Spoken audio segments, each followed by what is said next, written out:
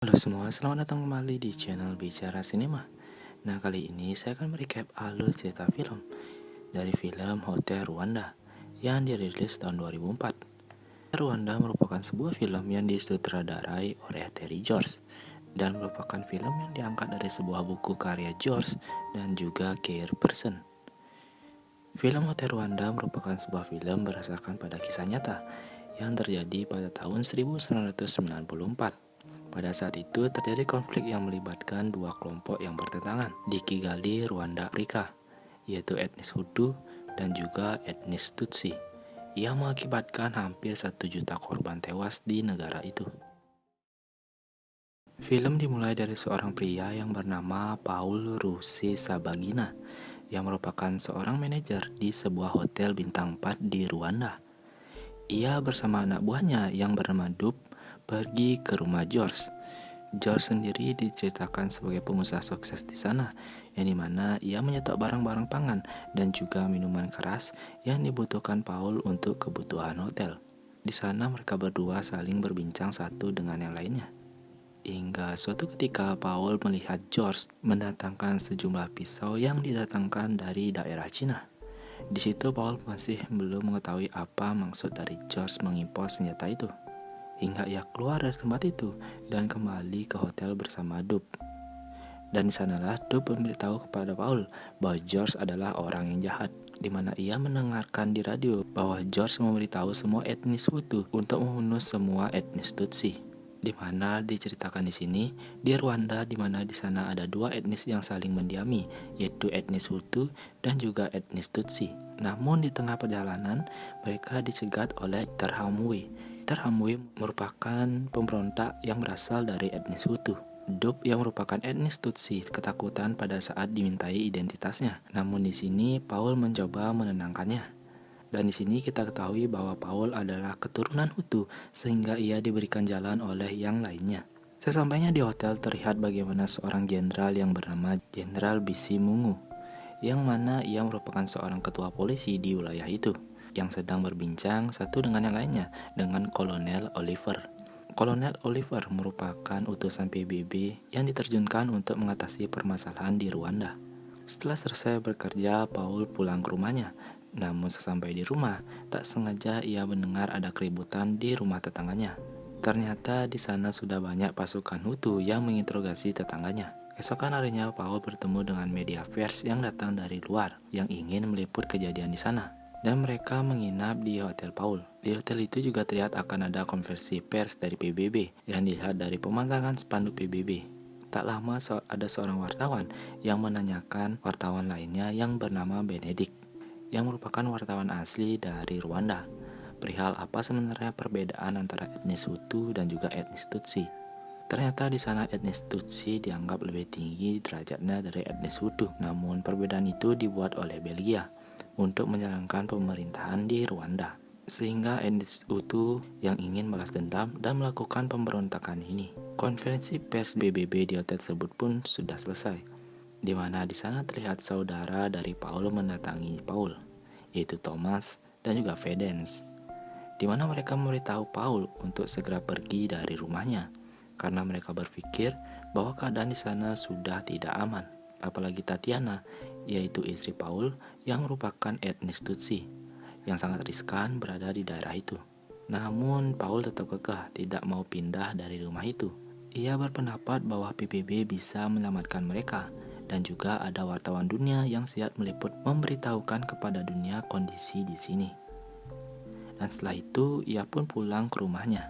Kejanggalan demi kejanggalan hadir, di mana radio yang ada di mobil Paul, semua siarannya tidak ada sinyal. Di perjalanan juga ia melihat kebakaran rumah yang terjadi, hingga pasukan Hutu yang sedang patroli.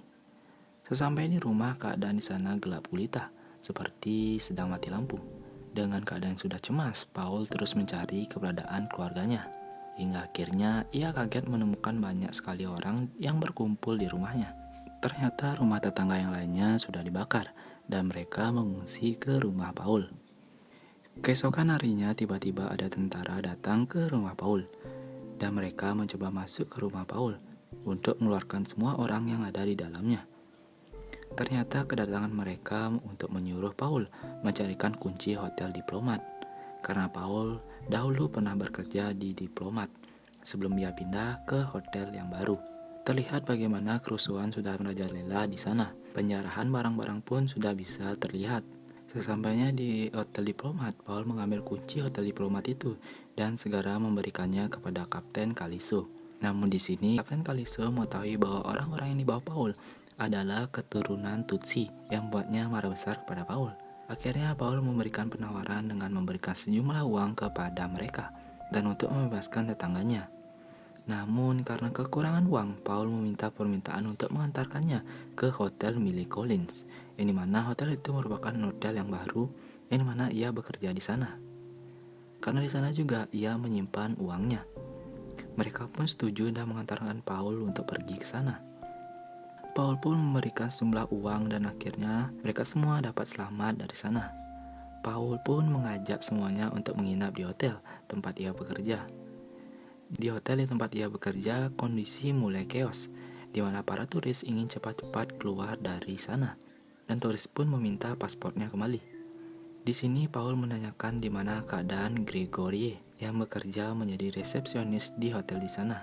Penduduk pun mengatakan bahwa Gregory berada di Presiden Suite. Ternyata Gregory sudah mengetahui bahwa istri Paul adalah seorang etnis Tutsi yang mengancam Paul jika ia tidak diberikan kebebasan, bahwa istrinya bisa saja mati. Paul pun tidak bisa berbuat apa-apa dan membiarkan Gregory berbuat seperti itu. Di sisi lain, melihat keadaan yang mulai kisruh, wartawan dunia mewawancarai Kolonel Oliver yang merupakan utusan dari PBB. Namun di sini ia hanya memberikan jawaban bahwa ia hanya bisa menjaga keamanan, bukan membuat perdamaian. Namun di sini Jack yang merupakan seorang kameramen menginginkan mengambil gambar dari luar hotel itu, karena menurutnya ada hal yang terjadi di luar sana, namun tidak diketahui oleh media. Namun di sini juga David yang merupakan atasannya tidak mengizinkannya. Dengan sembunyi-sembunyi, Jack akhirnya pergi keluar dari hotel itu dan memulai untuk meliput gambar. Setelah selesai meliput gambar, Jack pun memberikan hasil rekamannya kepada David. What the hell do you think you're doing? I'm responsible for the safety of this crew. What is this? Melihat rekaman itu, David tercengang bagaimana di luar hotel itu sudah terjadi pembunuhan massal yang biasa disebut dengan genosida. Ternyata di sana juga ada Paul yang tak sengaja juga melihat rekaman itu. Di sini David terus menelpon atasannya dan ingin segera pergi dari tempat itu. Dan benar saja, apa yang direkam oleh Jack. Beberapa orang yang sudah terluka mencoba menyelamatkan diri dan datang ke hotel milik Collins. Bagaimana terlihat di sana banyak orang-orang yang sudah terluka. Tak lama para pemberontak itu datang ke hotel itu, dan mereka membawa sebuah helm yang dimana diyakini itu adalah helm milik salah satu anggota PBB yang membuat Kapten Oliver tidak percaya akan hal itu. Melihat hal itu, Kolonel Oliver meminta bantuan Eropa untuk datang membantunya di Rwanda. Dan benar saja, tentara Eropa satu persatu datang ke sana. Para pengungsi yang sudah senang akan kedatangan mereka, namun sayangnya pada saat itu pula kesenangan mereka berubah menjadi kesedihan, di mana ternyata tentara yang datang hanya akan mengevakuasi turis-turis asing saja dan tidak mengikutkan para pengungsi yang lainnya. Mereka semua meninggalkan pengungsi lainnya di sana. Scene yang sangat menyedihkan, bagaimana perjuangan mereka agar bisa selamat di sana harus sia-sia begitu saja, dan mereka pun hanya bisa menunggu. Dan pada saat bersamaan pula ada seorang pendeta dan juga jemaatnya yang datang dan berpikir mereka juga akan selamat dari sana. Namun sayangnya tidak. Di sana hanya pendeta yang merupakan warga asing. Dia sajalah yang hanya akan dievakuasi, tidak dengan para jemaatnya. Di sini nih juga masih terlihat bagaimana diskriminasi ras yang masih sangat kental dan menjadi persoalan sosial di sana. Akhirnya mereka benar-benar ditinggal di sana dan hanya masih menyisakan utusan dari PBB saja.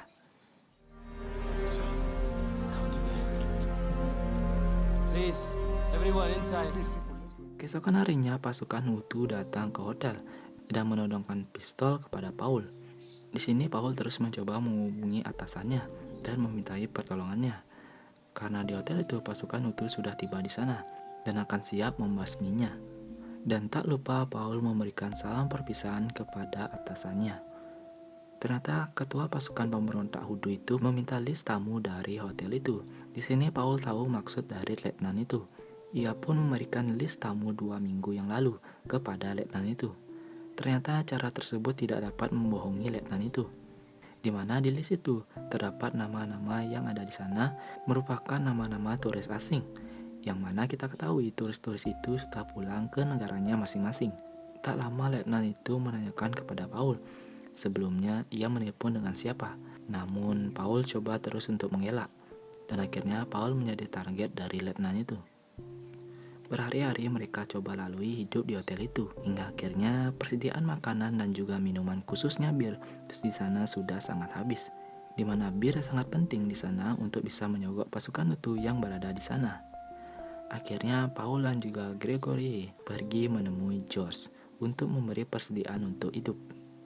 Di sini Gregory sudah meminta maaf atas kejadiannya kepada Paul. Sesamanya di sana dengan uang yang terbatas, Paul hanya dapat memberi sedikit persediaan, dan juga George yang menaikkan harga yang membuat Paul sangat sedikit mendapatkan persediaan untuk bahan makan. Setelah selesai berbelanja, Paul melanjutkan perjalanannya pulang. Namun di tengah perjalanan, kabut datang begitu lebat, dan kondisi jalan sepertinya tidak beraturan. Bagaimana terkejutnya Paul melihat sepanjang jalan sudah ada ribuan mayat tergeletak begitu saja. Ternyata mereka melintasi mayat-mayat itu yang membuat jalannya tidak stabil. Paul terus memikirkan hal itu. Yang lambat laun, bisa saja istrinya yang merupakan etnis Tutsi mati dengan cara itu. Akhirnya PBB membuatkan list keluarga yang akan dievakuasi ke negara yang aman. Satu persatu keluarga dipanggil, dan keluarga Paul pun masuk ke dalam list itu. Namun keluarga yang lainnya harus menunggu list berikutnya untuk bisa dievakuasi. Mereka semua yang ada di list itu pun masuk ke truk yang dikawal PBB itu. Namun di sini sifat kemanusiaan Paul muncul, di mana ia tidak bisa begitu saja meninggalkan pengungsi yang lainnya yang berada di hotel itu. Akhirnya ia pun membatalkan keberangkatannya dan membiarkan istrinya dan ketiga anaknya pergi terlebih dahulu. Ternyata perjalanan menuju sebuah kebebasan harus terhalang lagi, di mana Gregory sepertinya masih memiliki dendam dengan Paul. Ia pun memberitahu pemberontak Hutu yang berada di jalanan bahwa di truk itu ada orang Tutsi yang menyelinap, yang mana kita ketahui istri Paul yang merupakan etnis Tutsi itu. Mereka pun dicegat di jalanan, dan akhirnya mereka dapat diselamatkan dengan datangnya kepolisian yang dipimpin oleh Jenderal Bizimungu. Dan akhirnya mereka pun membatalkan perjalanan mereka dan balik lagi ke hotel. Di sini Jenderal Bizimungu marah besar kepada Paul karena ia telah dibohongi oleh Paul, di mana ia telah melindungi kaum Tutsi. Namun di sini Paul terus menyogok Jenderal Bizimungu untuk bisa melindungi mereka semua. Dalam usaha terakhir untuk menyelamatkan pengungsi, Paul berbicara kepada Jenderal Bizimungu dan berusaha memerasnya dengan ancaman menjadikan sang jenderal penjahat perang. Akhirnya Jenderal Bizimungu terpaksa setuju dan kembali ke hotel dan diserang oleh pemberontak Hutu dan Interahamwe. Jenderal Bizimungu akhirnya dapat mengakhiri kekacauan itu, dan Paul mulai panik mencari istrinya dan keluarganya. Ia berpikir kalau mereka sudah dibunuh seperti apa yang diperintahkan Paul apabila orang-orang Hutu itu dapat menyerang hotel. Setelah ketakutan setengah mati, Paul menemukan mereka bersembunyi di sebuah kamar mandi, dan akhirnya mereka dapat bertemu satu dengan yang lainnya. Warga dan para pengungsi lainnya akhirnya dapat keluar dari hotel itu dengan kawalan konvoi dari pasukan PBB. Mereka menempuh perjalanan melewati pengungsi Hutu dan milisi Interahamwe dan menuju ke belakang garis depan pihak pemberontak Tutsi. Di akhir cerita, Paul menemukan kedua keponakannya yang masih kecil, yang karena orang tuanya tidak diketahui, dan mengajak mereka dengan keluarganya keluar dari Rwanda. Dan sekaligus menjadi scene akhir dari film ini, dan film pun tamat. Film ini hanya satu dari sekian banyak kisah nyata yang terjadi di banyak negara di Afrika. Perang antara suku merupakan hal yang sangat lumrah yang terjadi di Afrika, di mana perang tersebut hanya disebabkan oleh kesenjangan ekonomi, sumber daya alam, hingga status sosial sepertinya terjadi di Rwanda. Nah, itu semua seluruh alur cerita film Hotel Rwanda. Bagaimana perjuangan Paul yang memiliki sifat kemanusiaan yang tinggi mencoba menolong sesama etnisnya maupun juga etnis lain. Gimana sifat kemanusiaan dari Paul yang dapat kita contoh. Nah, itu saja yang bisa saya berikan. Terima kasih yang sudah menonton. Have a nice day.